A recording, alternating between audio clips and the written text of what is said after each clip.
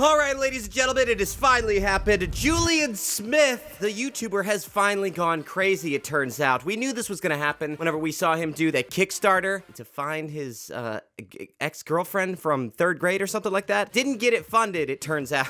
I'm just joking around here a little bit because I really do like Julian Smith. In fact, Julian Smith was the 2nd YouTuber that I ever subscribed to. First YouTuber was, I think, Shane Dawson. If you don't know who Julian Smith is, he's most famous probably for... Josh! Pour me a glass of milk! Just give him the freaking milk! You guys aren't even saying the same thing! Here's my Julian Smith story. We all have one. This had to have been like 8 years ago, at least. Facebook didn't have like the news feed. It was just message. So imagine everything that happens on your news feed, but you got it in Messenger. Today, it doesn't work that way. Things have changed a little bit. If I'm ever added to those messaging groups, I'm like, get me out of here. I don't want to be here. I got sent this video called 20 Problems I Have with Facebook. 25 things I hate about Facebook. You gotta love this Blimey Cow ripoff, you know? I mean, come on. Years before they started. Now it doesn't make sense because Facebook's changed so much. You know how you get in your newsfeed, hey, fill out this survey and find out what kind of emoji you are. How about those 25 things notes that everybody's doing on Facebook now? Those are pretty dumb. That was social media at the time. We didn't know any better. That's all we had. So I was subscribing to him. He made a few homeschooler jokes, and I connected with that because I was homeschooled. Good, clean, family fun. So that's Julian Smith. Everything he's put out has usually been pretty family friendly. I don't care about that. I just know that that's kind of the audience he's built up. Like, I would say that a lot of people who watch me also watch him. It's not the other way around because obviously he's got so many more subscribers. It's obvious to me, Philip DeFranco, Shane Dawson, Charles Trippy, Ray William Johnson, like all these guys, they embraced being a YouTuber. Julian Smith, clearly, he wants to do more bigger creative projects, and so he's kind of stopped doing YouTube at times, and then he comes back. I mean, this is my analysis of Julian Smith. He's like, I've got a huge audience of people here, so he comes back every now and then, and usually what he does is pretty good. He's got some real classics, the Mulk one, the Facebook one, Mr. Tim, I'll Never Get Naked in Your Shower. He's got some songs that he's done. He's a very talented musician. I'd Rather Eat Randy. I don't even know what that song's about. Very funny, creative guy. He goes radio silent for about a year. And now he's back. From what I understand, there's some controversy in this video. Maybe he's embracing hard Christianity, as made famous by generational sins. You know how I feel about hard Christianity. I love it. I embrace it. I'm a part of it. That's just a heads up. If you're offended by cussing, turn it off, because apparently things get real. Let's jump into Julian Smith's video, which is called I Was Here, My Year Offline, Why I'm Back. I'm guessing he's going to answer that by saying, I realized that I've been trying to build up an audience offline. I'm not finding the same successes I found on YouTube. Check. Okay. You've been dirty. Oh, wow. We're about to watch a Jared Alonge video. When I was young, my only aspiration was to sing songs in a band. I'm not even allowed to make a video at this point without just saying why I haven't posted anything in a while. No YouTuber is allowed to post anything without saying, hey, sorry, it's been so long. The standard has changed now, Julian. If you've gone like 3 hours without making a video, you gotta say, hey, everybody, I'm sorry it's been so long. I know that you all really care about me, desperately hanging on, waiting for me to upload something.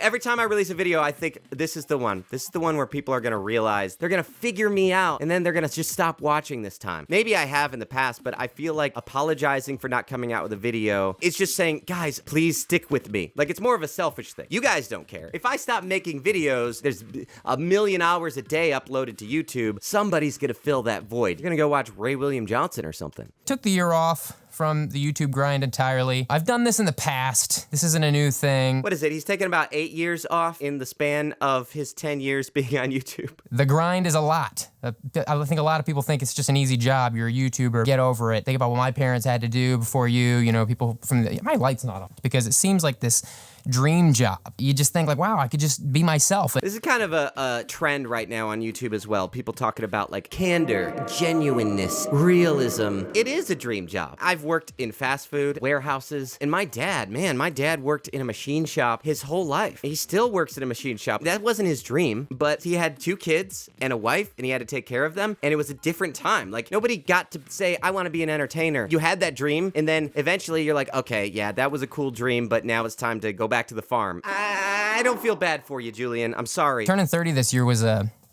big factor in this little hiatus of mine. You know, I was thinking, feeling a little reflective. I turned 30 this past year as well. And actually, I turned 31 this past year. But when you turn 30, you're the same age for 10 years. That's it. I don't know.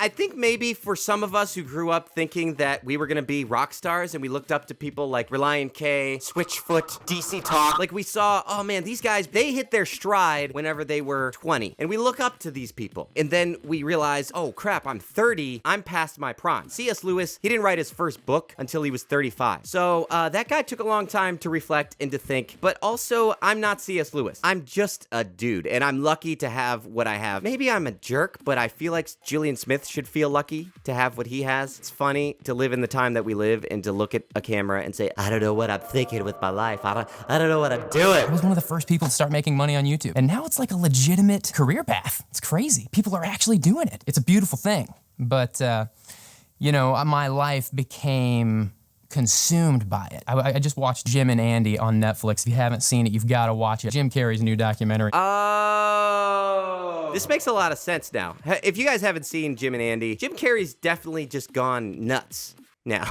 And he's all reflective and everything. I had everything I ever wanted and I still wasn't happy. If I played Jesus in a movie, do I actually become Jesus? I don't even know. It's really kind of dumb and it's like, what? Get over yourself. It is true that I'm super lucky. I mean, I still have to do freelance work and all of that stuff. And it is a grind. You can get to where you're like, okay, this is kind of just the same as any other job. You still have to work hard to succeed in this world. I just don't see a dream job as something that isn't hard to do. If someone was like, hey, what's your dream job? It wouldn't be just to lay on the beach and make money. Like, I still want goals and something to like shoot for. A dream job doesn't mean it's not hard to do. In fact, dream jobs can be even harder, but you have motivation to do it because it's your dream. It's what you want to do. Nobody's really themselves on camera. Some people do a really good job of acting like themselves on camera.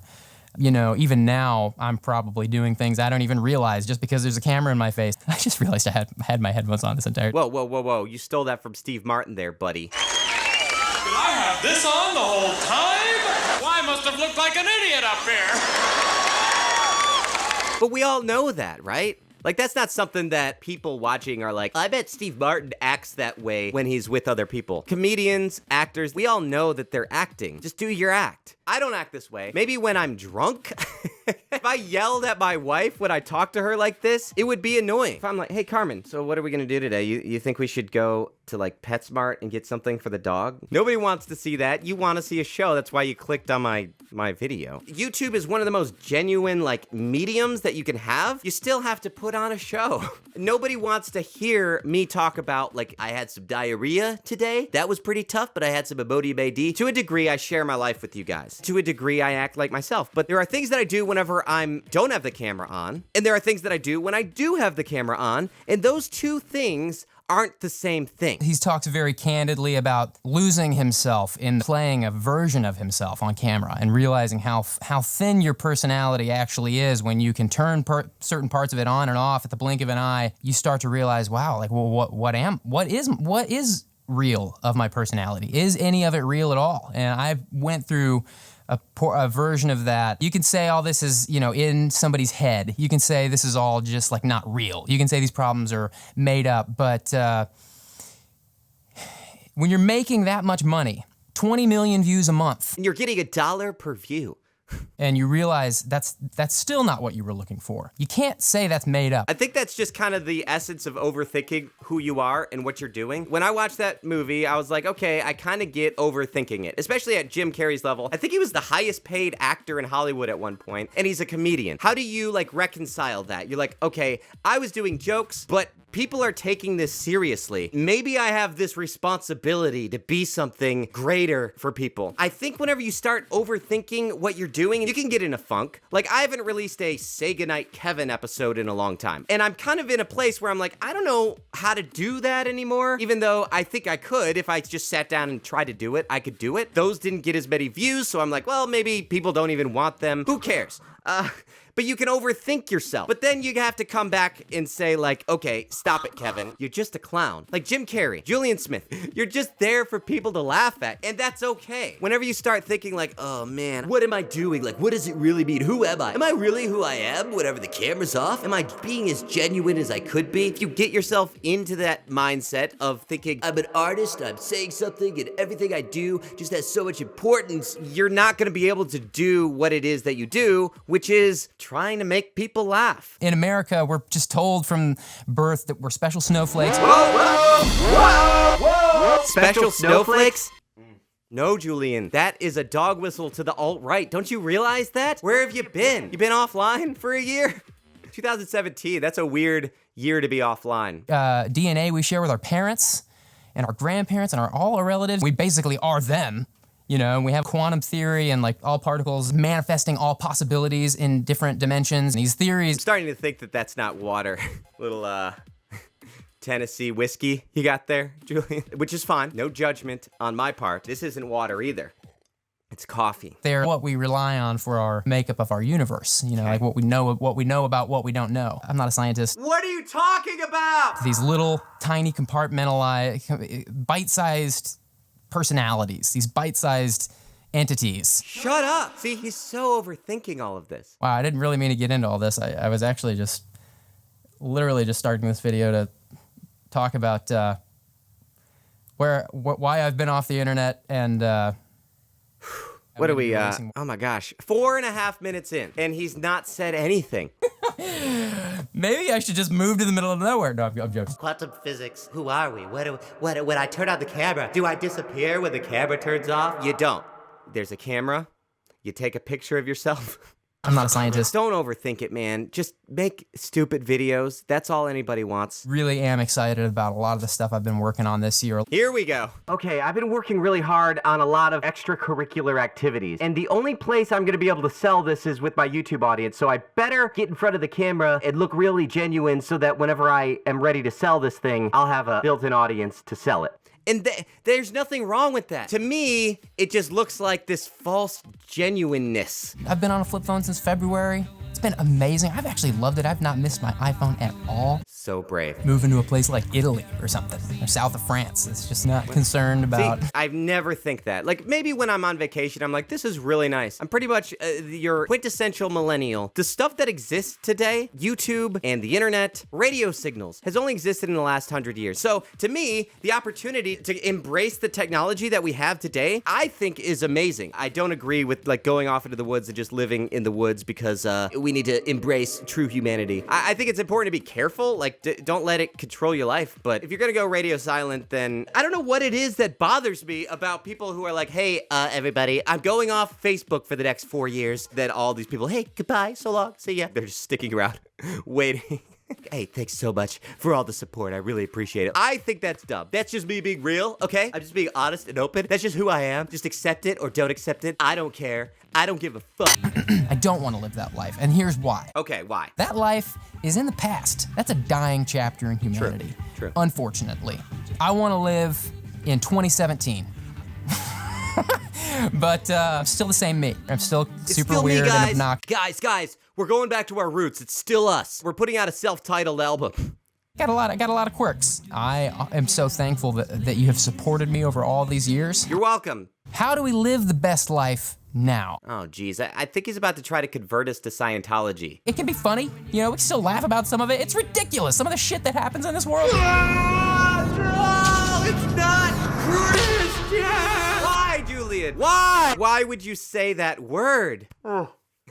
I don't know why it bothers me. Like, it doesn't bother me because he said the word. I don't care. Maybe it's just the fake nonchalantish way he went about it, where it feels like some youth group kid who's just like, yeah, I've seen R-rated movies. Psh, no big deal. What? If I'm watching Sesame Street and Elmo's like, la la la la, la la la la, fucking Elmo's world. It's like, well, that's not, I'm gonna be going through the comments, which is a new thing for me. I never went through comments before on sketches. I'm excited for chapter 2 of our friendship, or whatever this is. Are we online dating? Is that what this is? This is fucking weird. We gotta slow down. There we go. Because I'm married and I have 2 kids. I made this for you, whether you like it or not. Wow! So brave. So brave! Maybe that's what it is. It's like it's said in a way that it's some sort of brave thing that he's done. Like, guys, this is f***ing real, all right? I don't know. It's just funny to me.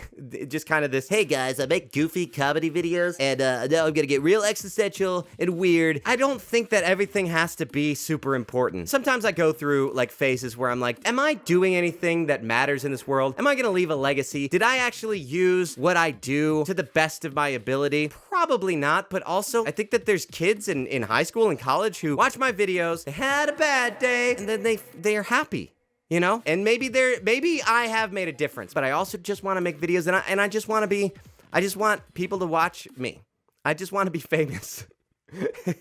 I'm blessed and lucky to have what I have, and sure, I love reflecting on what all of this means. But in the end, I always have to come back to the fact that this is just YouTube. If you told somebody in the 80s this is what I'm going to be doing, it would be laughed at. And it is silly. It's goofy. It's a weird time to live, but you know what? We live in an economy that's so blessed that everybody can be an entertainer. I can make enough to justify making these videos and putting the effort that I do into them, and that's amazing to me. But am I going to sit here and contemplate, like, did I do enough to change the world? Am I still alive? What are my particles? I'm not going to do that because that's silly. Real life still exists. There's still a real world outside of the internet, and I live that most of the time, and then I get on here and make videos. So anyway, there's my thoughts. That's just what I think. What do you think? I'm gonna be reading your comments, guys. If you could freaking believe it, we could continue this sexual partnership that you and I have. Is that what this is? Whoa, this is getting weird. Oh gosh, I can't believe that I left that in. Oops. Wow, I've really gotten brave on this show. Thanks for watching. I hope that you continue to watch it. Please don't abandon me, okay? Give to my Patreon, please. I need this, please. I want people to tell me what they think about everything I've said here. And if they think I've said anything inappropriate, I want to know what it is. And I'm going to look for what the comments are. I'm pretty sure your fan base is going to be pretty vocal about what they think is inappropriate in this video.